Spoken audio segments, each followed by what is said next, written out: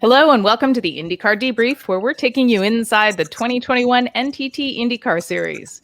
This week, we'll be joined by special guest and Indy 500 winner Helio Castroneves, and we'll take a look back at last weekend's action-packed Big Machine Music City Grand Prix in Nashville, plus our fantasy challenge picks for this weekend's Big Machine Spiked Coolers Grand Prix. I'm Jen Horsey with Racer Magazine's Laurence Foster, and Conor Daly will be joining us later. But before then, we're going to jump right in today with a very special guest. Welcome, four-time Indy 500 winner, Helio Castroneves. Helio, hello. Oh, hello. How you doing? How are y'all doing? It's not only one. Laurence and Jen, nice to see you guys. It's great to see you as well. I wanted to jump right in with a question. So, there was something very moving about your long post-race pit walk this year at the 500. There was so much enthusiasm there for your victory, and I think it says a lot about INDYCAR as a home for racers. What was special to you about this year's celebration? Well, let me tell you, I don't know if you noticed how I was actually doing the wave. Now I'm doing the wave now all the time like this. But anyway, I'm not ashamed. I worked really hard to get that number. Look, Jen, it was incredible. For me, I did not expect, I did not plan. People sometimes like how you come up with that. I don't know. I was just, draw to it was contagious, the entire energy of that track. And especially after the COVID, so many people were like really eager to finally see a great race. And obviously being part of the history is just made even more special. So for me, no question, it was. I had no idea that I was just gonna all of a sudden run, and when you feel like, yes, that's how I felt. Like, yes, I want to just explode, and it was incredible to have not only that energy from the fans, from us, obviously former teammates, former teams, mechanics, and the entire field. Even Mario Andretti was right there. So for me, it was very special. It just felt like a big warm hug from everybody. Like, it was such a lovely moment where you really see the relationships that develop in a paddock, whether you're racing for that team or with that guy or against that guy. It just really made the IndyCar paddock feel like a very warm place. I'm sure it's not like that when you get your helmets on. No, you're right. Everybody want to put the helmets on. They're like very competitive, but it shows really the respect. When people realize how tough that place is, first of all, and to achieve something that for the only guy that did it, well, not the only guy, but the last time the guy did it was Rick Mears 10 years ago. And all of a sudden, doing with a different team for the first time, MSR was winning, and obviously 4 times. So it was just a bunch of recipes together that it just turned out to be fantastic. And no, it was very special. I actually ended up a month later to watch the race, and why everybody's talking about the celebration? What happened? And then when I realized, I caught myself also with a tear's eye again, and because it was very nice. And Helio, now that you've got number 4 in the bag, obviously you reset your goals. You can be the guy who can start waving like that instead of like that. So tell us about expectations. The fact that with Meyer Shank Racing, you've got the rest of this season, but a full program in 2022. Just look ahead to your expectations. Yeah, Laurence, actually a great question, because we just had our second race together, actually, at the Big Machine Music City in Nashville. And it was awesome to go back. I mean, again, every time you have those big, long draw, not being in the race car, you just set yourself a little bit back behind.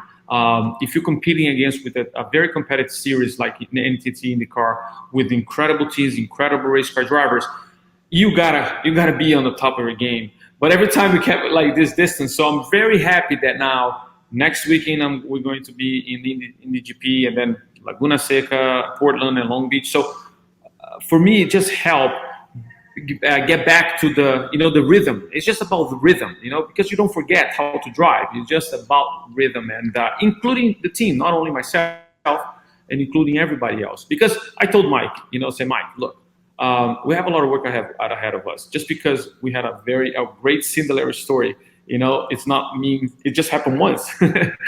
But expectation and dedication, it can happen with the time, as long as we put our heads together and make it happen. And I tell you what, Mike and Jim Meyer and everyone in that team, they are willing to go to the next, whatever we need to do. And that, my friend, it makes me not only more exciting, motivated, but it makes the expectation to increase to go back and defend the title for next year. However, the reason I say that those 4 more races that we're going to have the rest of the season is a key preparation for us. Just so you know, I still, believe it or not, during the race, I didn't know where was the amount of push to pass in my steering wheel. I was like, guys, where is it? I can't find it. Because at Indy, we didn't have it. It was so just those details, believe it or not, when you compete in that level, makes a huge difference. You guys okay there? Oh, yeah. Well, we're listening, Helio. Okay. Just going forward to this weekend, you've got a really good record on the IMS road course. Your first few starts, you got a second, you got a third, you got a whole bunch of top 6s. You got the experience of running there last year with Arrow McLaren SP. So I don't think this weekend is a case of you just going in to get experience. You've got to go into this weekend thinking you could be a factor.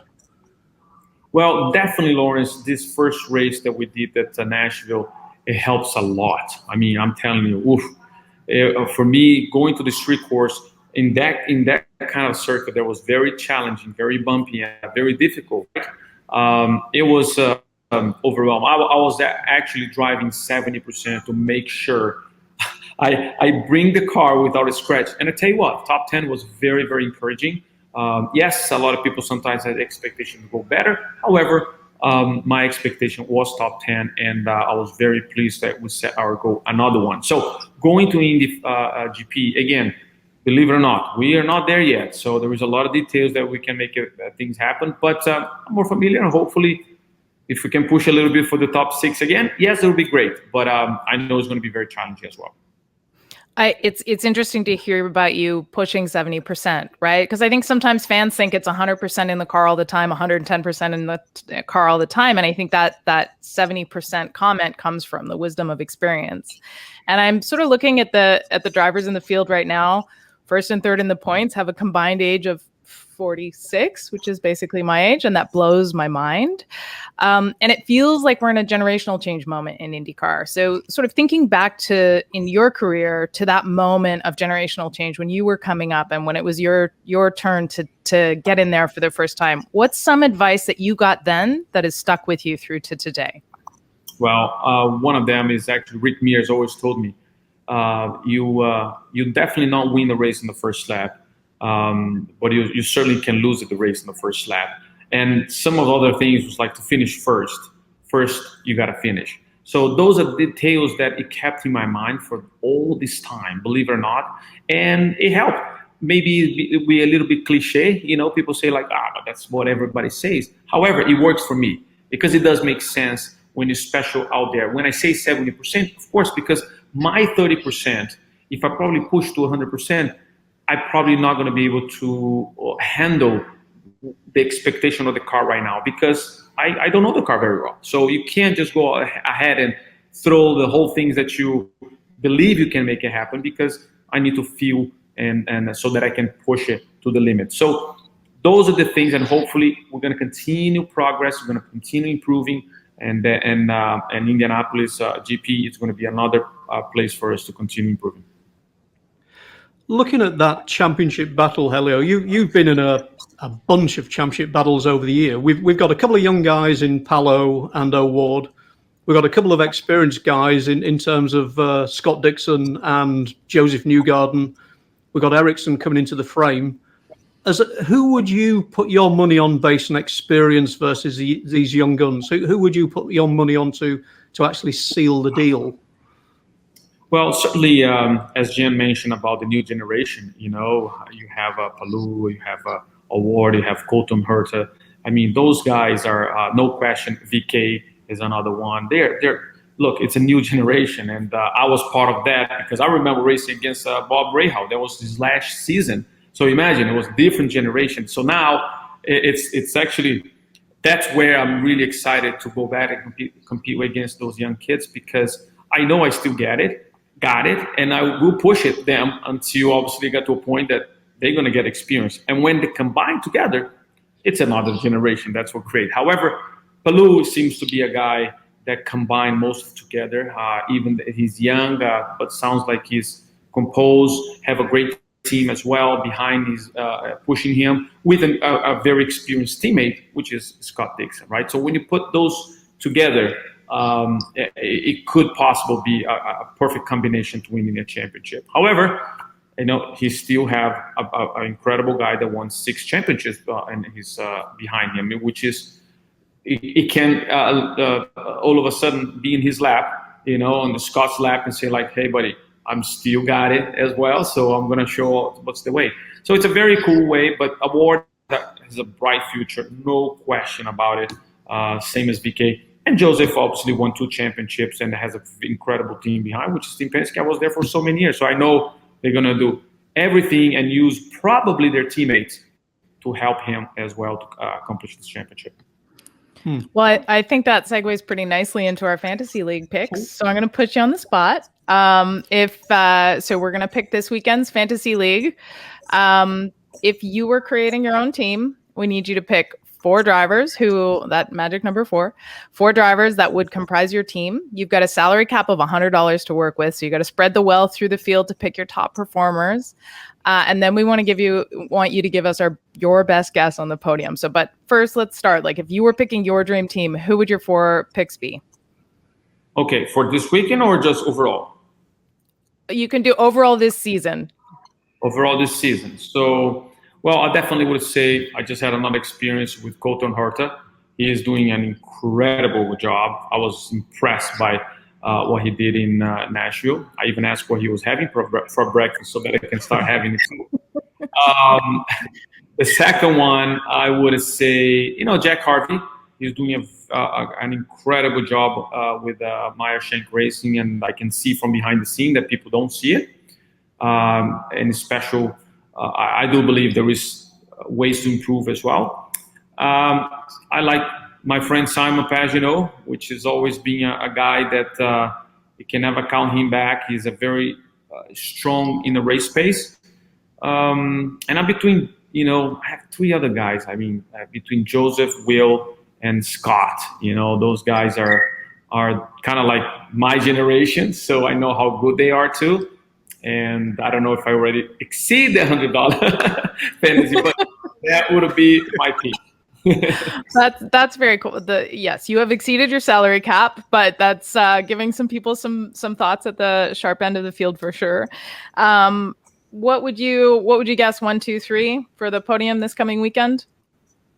Well, this coming weekend, good question. I say Jack has a good chance. He already ran very fast in the previous race. I believe he can show that again. I would, I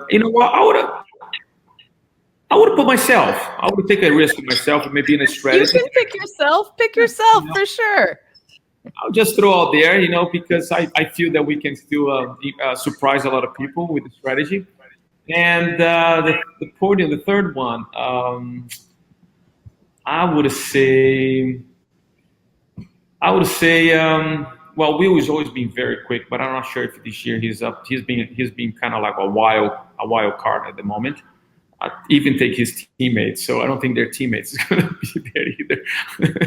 But I think I'll say Alex Rossi. Yeah, Rossi probably will be up there. Yeah. Interesting. Time for some good luck, I think, for Rossi. Food for thought. So me, Rossi, and Harvey, right? And the GP. You've basically given us a Meyer Shank Racing 1-2, which is it's an automation. Oh, look! I wasn't even thinking about that, believe it or not, but it turned out to be a great way to our sponsors, guys. All right, there you go. So I think we know what we're looking at for Helio's picks. Fantastic suggestions. I really want to thank you for taking the time to join us today, and it's been such a great honor to watch you this season and at the Indy 500. So thanks very much. Thank you, Jen. Thank you, Laurence. See you guys soon. Everybody, if you want to play along, you can join the IndyCar Series Fantasy Challenge presented by Firestone. Sign up at fantasy.indycar.com or with the IndyCar app. Conor, welcome back. Thank you. While you were out, Helio made his picks for this coming weekend, and So I'm kind of curious from a driver's perspective, what are you looking forward to on your return to the Indy road course? Well, not getting hit. That's pretty much the only thing that I'm looking forward to. That was obviously still our best qualifying of the year. I think the both ECR cars obviously were strong there. We qualified 6th and 7th, and Renus won. So I have a lot of unfinished business there, like a tremendous amount. So I can't wait to get back. I mean, it's my hometown. There's a lot of energy, a lot of NASCAR folk coming to town as well, which is going to be a great weekend. I mean, potentially one of the coolest weekends in motor racing, really, is because of all the continuity and the joint racing series together. So, I have a lot that I've been looking forward to this race ever since I was sliding through the grass after Simon fenced us in May. So, and obviously he did not do that on purpose, but still it happened. So. It's one of those things that's been buzzing around in my head. We have such a great car there, so it's time to finally get a trophy. When you're doing one of these doubleheader weekends, like, are you guys watching in the grandstands each other's races, or? I don't know. I think I'd like to. When we did it last year, there was like a lot of restrictions, obviously, because of the COVID protocols and stuff like that. So hopefully. It seems like now the paddocks will be a little bit more open, so we can kind of go and interact with each other and see what's going on. Because I got a lot of friends in the Xfinity Series, a lot of guys in the Cup Series for sure that we know, and I'm sure a lot of the guys in the Cup Series will want to come check out what Jimmy's doing, as well. So I hope so. I'd love to check out some of their stuff. I'm glad that they're practicing and qualifying as well. So there's a little bit more some sessions. There's a lot of track activity for all the fans that are coming out. But yeah, it's going to be a great weekend. I mean, I think racing in Indianapolis, with 3 powerhouse series, Xfinity, Cup, and us, it's going to be awesome. A great weekend for NBC, too. All right. Well, Laurence, so bunch of NASCAR drivers in the grandstands. They might have been focused a little bit more on their series. What should they be watching for this weekend? Well, as Conor alludes to, we don't want the bit of Groundhog Day, which is Conor and Simon Pagenaud from the first time around. But I just wonder whether we saw an amazing effort from Romain Grosjean in May. 3 races under his belt, puts it on the pole, leads the race high laps. I just wonder whether this is the big breakthrough weekend for Romain Grosjean, and also obviously bigger picture in the title race. After this, we have 4 races to go. So I think if this was a golf tournament, this would be the equivalent of moving day. This is really going to, I think, set a couple of drivers up for whether they will or will not be in the title conversation leaving Indianapolis. Absolutely. I think Scott Dixon needs to have a big day, right? Scott Dixon's going to want to try to, bring the fight to his teammate, Alex. And again, IndyCar racing is just so crazy. We look at Nashville and we see what happened to Alex. Yet he comes back and still finished in the top 10. I was like, I swear I saw his car on a tow truck. Like, I swear I saw it on a tow truck at one point. But yeah, Scott's going to need to have a good weekend to stay in the fight. Pato's going to need to have a good weekend to stay in the fight. And there's a lot of us though as well that like are trying to kind of salvage something from our seasons, right? Like including me. We've had a really, really tough year, but we've been really consistently finishing, and we're not a lot of points out of like you watch what a podium for Hinch did to his points championship. It jumps you way far ahead. So like if we can get out of there with a podium in my place, suddenly you're trying to, if you have 4 decent results in a row to finish off the year, you end up in the top 10 of the championship somehow. You know what I mean? It's not that far out of existence. So there's a lot of people hungry for a lot of different things. And I think Alex Palou has done a really good job. And, for him, it's kind of management now. But there are going to be a lot of guys that need to have a strong weekend. I think it's great when you have the standings so tight that one result can really make a huge difference. I think, again, it kind of speaks to the competitiveness of this series and how close you guys all are. Such great racing that we're seeing on the track. In terms of Fantasy League, though, that makes things a little bit more challenging for us because everyone is so competitive. We've got to make our picks. In terms of some of the names, Laurence, who are you guys kind of looking at for potentials for picks this weekend? Well, first thing, continuing the Groundhog Day theme, Rinus VK and also Romain Grosjean, Rhinus actually getting his first IndyCar Series win at the IMS road course in May. And as we've already spoken about, the fact that Romain Grosjean was so dialed in. Obviously, this is a track which is quite close to what he is used to from Formula One. But I think with a few more races under his belt, he could be a huge factor. Both those guys as well aren't too expensive at the moment as well. They are giving you bang for buck. A couple of other guys as well. Scott Dixon, IndyCar's equivalent of the Terminator in terms of his relentless chasing down of, ironically, his teammate Alex Palou. And also Pato O'Ward, as Conor has said, this is a weekend where Pato has really got to deliver to stay in that championship conversation. A couple of other ones as well. Two guys with 0 wins on the board, but amazing records on the IMS road course. Will Power, a 4-time winner here. Simon Pagenaud, a 3-time winner here. Not sure if the guys are speaking to each other after events in Nashville last weekend, but I wonder whether one of these guys will be the second driver to break his duck this season.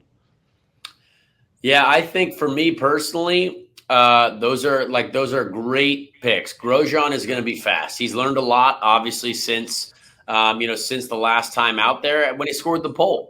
So I think he was fast in Nashville as well. He got a little bit unlucky on the strategy, just like me. And I think I saw him drive into Pagenaud right behind me as well. I still have this glance. I had this look in my mirror where Pagenaud was there and then he was gone. And I don't know what happened. I think I saw a purple car right afterwards. So I know Grosjean's definitely hungry for a win. He can taste it. But I mean, I'm going to pick myself for one weekend. I think it's time for us to really get everything in gear. Our guys have been so good in the pits the last few races. Rinus is going to be fast as well. And yeah, as you said, it could be Penske's time to shine as well. You know what I mean? I just don't know because these weekends are so unpredictable. We obviously thought Colton Herta was never gonna lose the lead ever in Nashville, and the guy stuffs it in the wall. So it's one of those things where every weekend is just crazy. And I could have never predicted Marcus winning at Nashville, but maybe Marcus has a strong weekend again as well. You know what I mean? The Ganassi cars are so fast everywhere. So I want to pick myself. This is a big weekend for our team for sure, and we want to show out. But Grosjean, without a doubt, if you look at what happened in May, you have to go with some of the strong guys that were there, at that race weekend. Mm-hmm. Very cool. So I am not going to put myself on the spot. I think I'm looking at Grosjean for sure. I think VK is a great suggestion. But racer, Laurence, you got to pick your 4. Show us what you're going to do. What are you suggesting for this weekend? Well, first 3 obvious choices, Dixon, VK, Grosjean. Unfortunately, that then doesn't leave me with enough cash left over to sign up Conor for the weekend. So I'm going for a guy who really, after a lackluster at best first half of the season, put himself back on the board at Nashville. And if he can actually take that through to Indy this weekend, he's a pretty good value bet there at $20. I think what's the funniest about looking at this fantasy stuff, I look back at my lineup from Nashville, and boy, was it going great for a little while. I had Colton, Grosjean, Rahal, and Bourdais, and I said only Bourdais was kind of the only one outside of the top 10. And it goes completely bananas for me. And I'm like, goodness gracious. And you know what the hilarious part is as well? Had myself as P3 on the podium, which we were running towards the end. Yeah. So all this fantasy stuff, it's going to get in my head, I swear, because I said, look, it looked great for a while. And that's the hilarious part about fantasy racing. So I hope to be to actually pick the proper lineup this weekend and maybe the proper podium. Because I tell you what, if you look at this lineup at a time, you're like, that was going to be the money. That was going to be the money lineup. That was going to be my points jump in the fantasy program here. I mean, last weekend, Nashville, that was a pretty crazy event from where I was sitting. Conor, for you, even crazier. What was that whole weekend like for you? Well, it was an interesting one. I mean, honestly, I think first off, I have to say that everyone in Nashville, an incredibly nice group of people. I never met one person who was unpleasurable to talk to. Like, everyone was just nice. Everyone was excited. I was there on Tuesday before the race. You know what I mean? We had an event Wednesday at the go-kart track there that was like right across the street from where the race was happening, which was awesome. Just an incredible atmosphere, so much energy. IndyCar did a great job as well, bringing some of our cars onto Broadway Thursday night before the event. There was a pit stop competition as well right on Broadway, which was awesome. And I just think that's kind of that's what Long Beach feels like every year. Like every year at Long Beach, it's packed every single day. And I mean, when you saw the crowd for Friday practice, we just had one practice session, stands full. I remember the outlap, we were going out there and I was like, I couldn't believe what I saw. Like, it was unbelievable. And they're the really cool grandstands that it looks like they have at the A1 GP track in Austria. And like the ones that, like, it just looks like there's a ton of people right there. You know what I mean? And I think they did a great job with that. And it was just really cool to see. So I'm excited. I was excited about it. There was a lot of, events, as I said, but when we got on the track, I crashed immediately. And so did a lot of people. It was really wild to see, like, towards the end of the first session, when we went out on our second new set of tires, I tried to find a little bit more speed in the brake zone, just a little bit, and completely locked up the rear brakes, which I have never locked up the rear brakes like that all season long. But for some reason, with the way the pavement was working and the bumps, it was very, very hard to control the car under braking. So I think a lot of people were caught out by that. As we saw the sessions go on, practice 2, qualifying, it wasn't the guys that you expect to be wadding it up. You know what I mean? You had Dixon spin twice and knock the rear wing off of it. You had Patricio Ward stuff the thing in the wall hard. You had Joseph Newgarden stuff the thing in the wall hard. Alex Rossi, we're talking like the heavy hitters were in the wall. And there was a lot of guys that were having pretty mistake-laden weekends. So as we saw in the practices and qualifying, same thing went for the race. I mean, it was a complete and wild disaster for a long time. You know what I mean? And there was, I mean, my view of Marcus Ericsson's car, when I saw him, like, I couldn't believe it, because it's a little bit downhill from where he had his accident there with Sebastian Bourdais. And so you can't see the other cars that have crested the hill, but all I saw was this car go up in the air and slam down. And I was like, oh my gosh, this stuff was flying everywhere. It was crazy. And I think there was a lot during that race that people have questions about from race control. I certainly have a lot of questions for race control on how certain reorders were done. I think when we had a car in the chicane wall in 1 and 2, I think it was my teammate Renus, why was the pit lane still open? Because people basically got a faster run through pit lane than they did on the track. So they were able to make up time instead of lose the time. So there's a lot there that we have questions over. There's a lot there that needs to be evaluated. But that's what happens with a first-time event. You know what I mean? I think overall, you can call it a success because, boy, I saw the stands were full every single day, and that's awesome. We might have introduced a lot of new fans to IndyCar racing, and I think that's the best part. Can we do a better job? Yeah, for sure. I think we can figure out ways to tune up the track, figure out ways to maybe fix some of the bumps because it was pretty aggressive at times, especially on heavy fuel. But overall, I would say the weekend was wildly successful. And we almost got a podium out of it. I think Joseph and I, at a time in that race when I was following Joseph through the field and kind of on his strategy, I was like, oh, good things always happen to Joseph. And I was like, wait a second, not this year. I remember him leading a race earlier and his car broke down. So I was like, and then I saw Jack Harvey behind me too. And I was like, oh, this is definitely going to go bad for all three of us. This is about the 3 unluckiest guys this year. And I went up to Jack after the race and I said, man, thought we almost had like a, potential podium 3, 4, 5 for us going there. And he's like, yeah, as soon as I saw you were on the same strategy, I said, there's no way this is going to work. And I said, yeah, I know. Same here. So it was a bit of a disaster. If Colton doesn't crash at the end, we might have cycled even up into the top 5 as well. But to finish 12th, I mean, almost feels like a good day for us, which is not what we want. But to be running at the front was awesome for us again. And just to be fighting with the guys again who were up there is it was a good race day for us, even though it was the longest race I think I've ever experienced in my life on a road course. I think Colton Herta was on another planet. I mean, it was actually the most surprising thing I've seen in a long time in IndyCar. it almost just didn't seem right or didn't seem fair. I don't remember the last time that a driver had been that far ahead of anyone. I mean, these aren't a bunch of clowns. You know what I mean? Like he was that much faster than Scott Dixon and Alex Rossi and Will Power and I mean, all these guys. So it was just, I guess if you have the perfect, when you have the perfect car and a very, very talented driver like Colton, and you put it all together at a place like that, I guess we see what can happen. Laurence, what stood out to you? I mean, the race and all of this chaos had an impact on the points, right? Well, it certainly did, and great summing up there from Colton from Conor just on the whole tone of the weekend. The great thing is as well for next year, Tony Cotman is not going to rest on his laurels when it comes to actually tweaking the format of the track, and B, when you're building from such an amazing platform that this debut race supplied as an event. I think we're in incredible shape.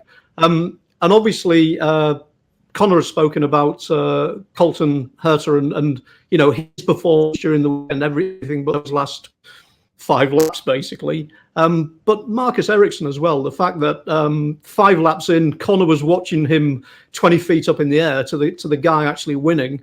That was a hugely impressive result, but it's also brought him to the edge of the title battle. 3 big changes. As Conor says, Alex managed to get some points and actually increase his points lead, but he's now leading Scott Dixon. Scott Dixon, the Terminator, is beginning the chase and will be relentless from this point on. The fact that we didn't get a massively good weekend from Pato has put him third, but not out of the picture. And Joseph, he's still in the conversation, but again needs to have a huge weekend in Indy to actually remain so. Yeah, I found it really interesting. I think those Ganassi guys, like Marcus didn't qualify very well. Like Marcus started like right in front of me or at least 1 row in front of me or something like that. And I was like, man, another one of those classic IndyCar races where you honestly, it seems like starting in the back or having something happen to you at the beginning just opens up the strategy realm for you. You know what I mean? If you've got a quick car and you could potentially take advantage of something like an early yellow or an extra pit stop to fill up with fuel. I mean, it's crazy to see. Like it's almost like starting in the front or the middle of the pack is more dangerous than just having a terrible qualifying session and starting in the back. Laurence, I think you're going to hold us to account here. How did we do in our picks last weekend? Congrats, Jen. You were these are the overall scores. As you can see, that we are chasing shadows when it comes to the overall points. But if we look at our Nashville specific scores, Jen, winner, chicken dinner. Conor, second. Me, massively last.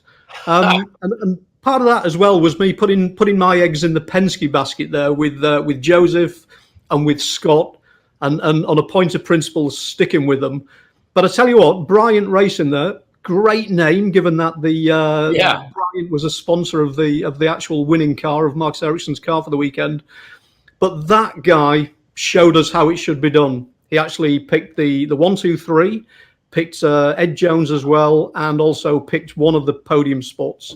Again, our podium performance was shambolic. Well, I mean, I had a guy. I just put Dixon in the wrong spot. That's the thing. You've got to be specific. Yep. And hey, Graham Rahal again, always in the top 5. No idea how he made it there. Still no clue at all. But Graham Rahal always in the top 5. Just always there. Well, there you go. And maybe that's the stealthy pick, right? As we look ahead to what happens next weekend. Well, thanks very much, guys. There's so much to think about, and I can't wait to see what this weekend brings. Make sure everybody sign up for the IndyCar Series Fantasy Challenge so you can play along with us. Go to fantasy.indycar.com or join through the IndyCar app. And we'll be back next Thursday for another episode of INDYCAR Debrief on racer.com. But before then, be sure to tune in this weekend for all the action. This is a Friday-Saturday race. Watch practice on Peacock.